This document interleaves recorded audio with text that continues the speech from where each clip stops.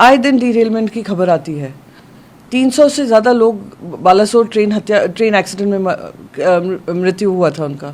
क्या हुआ, क्या कार्रवाई हुई, किस तरीके की इन्वेस्टिगेशन रिपोर्ट आई? आप लोग सिर्फ उनको कॉम्पेंसेशन देकर, आप कहते हैं इन्वेस्टिगेशन का वादा कर कर, ना इन्वेस्टिगेशन होता है ना कार्रवाई होती है और लाइफ मूव्स ऑन।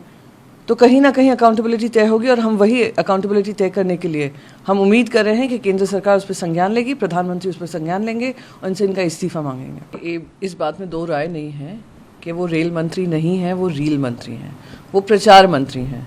वो जिस तरीके से साइट पे, एक्सीडेंट साइट्स पे जा जाकर अपने रील्स बनवाते हैं, वो जनता ने देखा है। आए दिन जनता की जो तकलीफ़ें हैं, जो दिक्कतें हैं, उसका सामना ना करते हुए, उसकी अकाउंटेबिलिटी ना तय करते हुए वो इस तरीके से अपना खुद का प्रचार करते हैं, अपने रेल मंत्रालय का प्रचार करते हैं। ये जो ट्रैफिक की जो दिक्कतें हैं, जनरल कंपार्टमेंट्स में पैसेंजर्स को रिजर्व सीट्स पर अनरिजर्व लोग बैठ कर जाते हैं, जिस हाल में बैठ कर जाते हैं, इतनी बार उनको संज्ञान में लाने की कोशिश की, उन्होंने उसको दरकिनार किया है। रील मंत्री को गुस्सा इसलिए आया क्योंकि उनसे अकाउंटेबिलिटी तय करने को कहा गया। रील मंत्री के पास जवाब नहीं है कि क्यों बजट तो बढ़ता जा रहा है रेल का, पर अब तक कवच जो लगना चाहिए था 90% ट्रेन पे वो लगा नहीं है, उसको प्राथमिकता दी नहीं है। पैसेंजर फेयर्स जो हैं बढ़ा दिए गए हैं, डायनामिक प्राइसिंग इंट्रोड्यूस कर दी है। कभी अगर कोई लास्ट मिनट पे ट्रेन बुकिंग करता है, उसकी ट्रेन की ticket is as expensive as a flight ticket. आपने सीनियर सिटीजन डिस्काउंट हटा दिया है। आप हर तरीके से प्रॉफिट करना चाहते हैं जनता से, पर जनता को वो सुविधाएं नहीं देना चाहते हैं। तो उनका रील मंत्री का गुस्सा होना स्वाभाविक है, क्योंकि उनको लगता है बगैर अकाउंटेबिलिटी के वो काम कर सकते हैं और बगैर किसी सवाल के वो अपनी मनमानी कर सकते हैं। जी,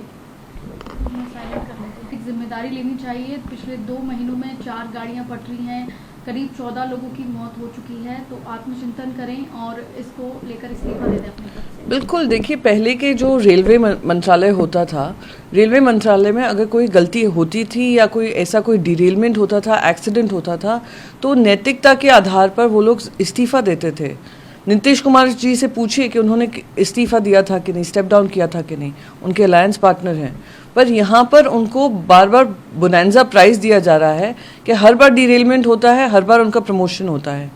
ये जिस तरीके से काम चल रहा है, 5 मंत्रालय वो हैंडल कर रहे हैं और किसी तरीके से अकाउंटेबिलिटी नहीं है। आए दिन डीरेलमेंट की खबर आती है। 300 से ज़्यादा लोग बालासोर ट्रेन एक्सीडेंट में मृत्यु हुआ था उनका। क्या हुआ, क्या कार्रवाई हुई, किस तरीके की इन्वेस्टिगेशन रिपोर्ट आई? आप लोग सिर्फ उनको कॉम्पेंसेशन देकर, आप कहते हैं इन्वेस्टिगेशन का वादा कर कर, ना इन्वेस्टिगेशन होता है ना कार्रवाई होती है और लाइफ मूव्स ऑन। तो कहीं ना कहीं अकाउंटेबिलिटी तय होगी और हम वही अकाउंटेबिलिटी तय करने के लिए हम उम्मीद कर रहे हैं कि केंद्र सरकार उस पर संज्ञान लेगी, प्रधानमंत्री उस पर संज्ञान लेंगे और उनसे इनका इस्तीफा मांगेंगे।